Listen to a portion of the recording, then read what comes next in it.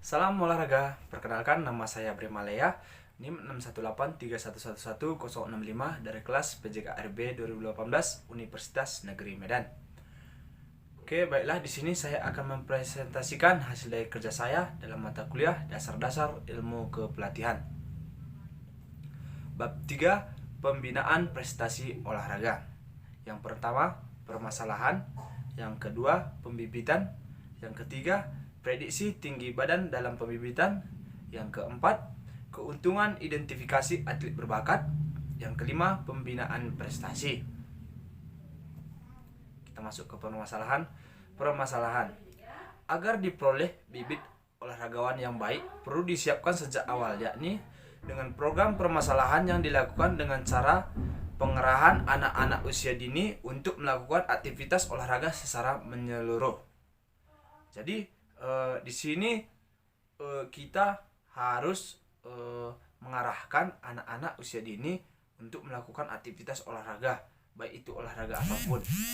Setelah itu, upaya permasalahan dapat dilakukan dengan cara satu, menyediakan sarana dan prasarana olahraga.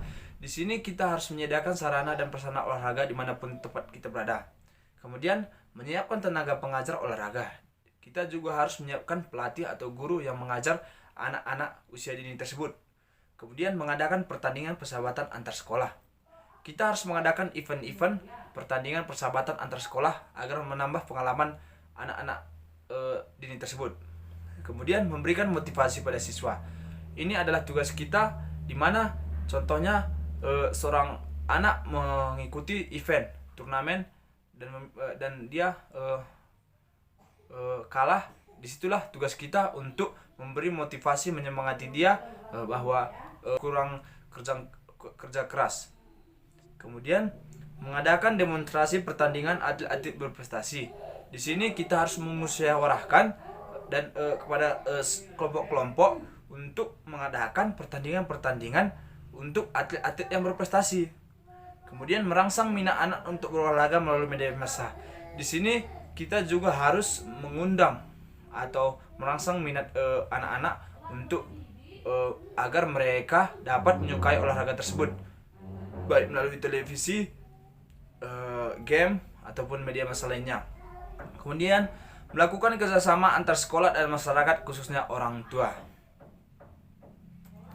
Kemudian masuk ke pembibitan. Kolik 1995 mengartikan bakat atau talent sebagai potensi yang dibawa sejak lahir, merupakan pembawaan yang diperoleh secara genetik dari faktor keturunan.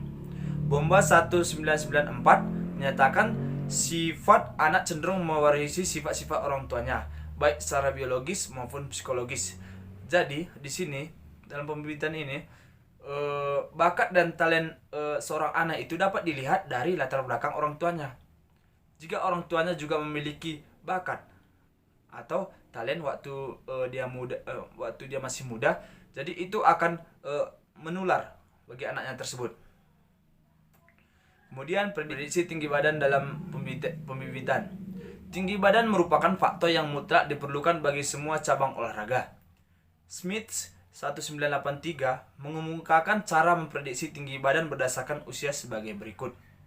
Usia 1 tahun, pria 42,2%, sedangkan wanita 44,7%. 2 tahun, pria 49,5%, sedangkan wanita 52,8%. Kemudian usia 3 tahun, pria 53,8%, wanita 57,0%. 4 tahun, pria 58,4%, wanita 61,8%. 5 tahun, pria 61,8%, sedangkan wanita 66,2%. Usia 6 tahun, pria 65,2%, sedangkan wanita 70,3%. 7 tahun, 69,0%, sedangkan wanita 74,0%. Usia 8 tahun, 72,0%, sedangkan wanita 77,5%. Usia 9 tahun, pria 75,0%, wanita 80,0%. Usia 10 tahun, pria 78,0%, wanita 84,4%. Usia 11 tahun, pria 81,8%, sedangkan wanita 88,4%. Usia 12 tahun, pria 84,2%, wanita 92,8%. Usia 13 tahun, pria 87,3%, wanita 96,5%.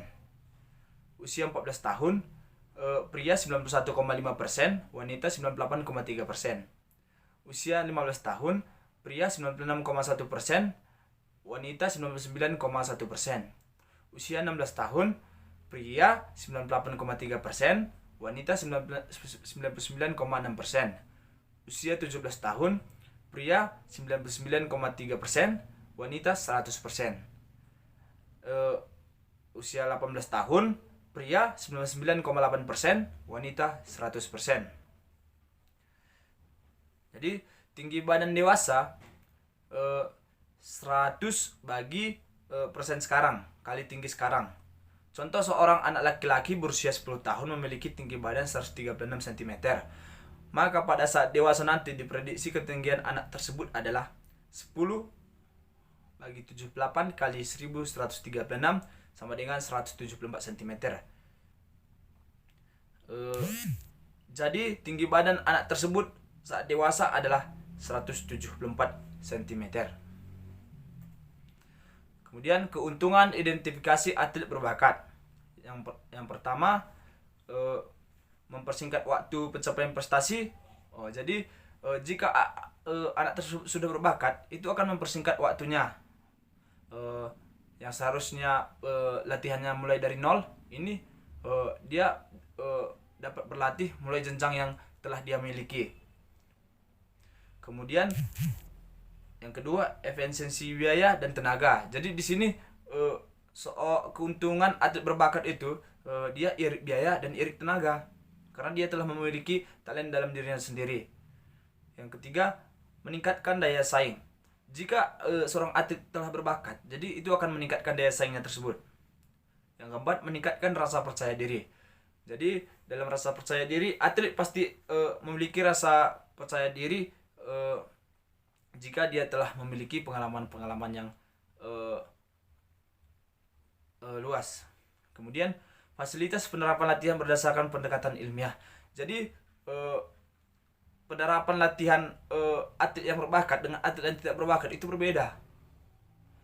Atlet yang berbakat itu mungkin model latihannya dimulai dari kemampuan yang telah dia miliki, sedangkan atlet yang tidak berbakat itu mulai dari dasar. Jadi itu berbeda. Untuk memperoleh bibit berbakat perlu melibatkan berbagai pihak pada bidangnya, antara lain guru penjas. Guru penjas ahli yang memahami karakteristik anak-anak, sebab pada umumnya anak-anak memiliki potensi bakat olahraga berada pada lembaga pendidikan formal atau sekolah.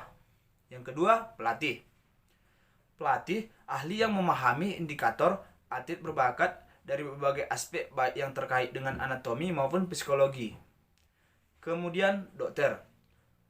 Dokter ahli yang memahami aspek medis yang terkait dengan fungsi organ tubuh. Kemudian sosiolog. Sosiolog ahli yang memahami aspek sosial. Kemudian antropolog.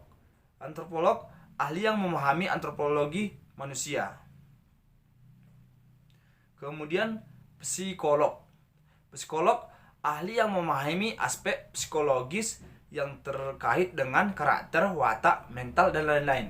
Kemudian yang terakhir, orang tua. Orang tua yang memahami tentang seluk-beluk serta karakteristik anaknya. Kemudian pembinaan prestasi. Pembinaan prestasi adalah mengorganisasikan atau cara mencapai suatu tujuan, teori atau spekulasi terhadap suatu prestasi. Prestasi terbaik akan hanya dapat dicapai bila pembinaan dapat dilaksanakan dan tertuju pada aspek-aspek melatih seutuhnya, mencakup kepribadian atlet, kondisi fisik, keterampilan teknik. Pencapaian prestasi yang maksimal tidak dapat dilakukan dalam waktu yang singkat, tetapi diperlukan suatu persiapan jangka panjang. Jadi dalam pembinaan prestasi ini kita diorganisasikan untuk mengetahui cara mencapai suatu tujuan kita. Jadi dalam meraih suatu tujuan kita atau prestasi yang maksimal, kita tidak dapat mencapai tujuan kita itu dalam waktu yang singkat. Jadi kita di sini memerlukan waktu dalam jangka yang panjang untuk mencapai prestasi yang maksimal. Oke, sekian hasil dari presentasi saya. Semoga bermanfaat buat kita semuanya. Akhir kata saya ucapkan terima kasih. Selamat pagi buat kita semuanya. Salam olahraga.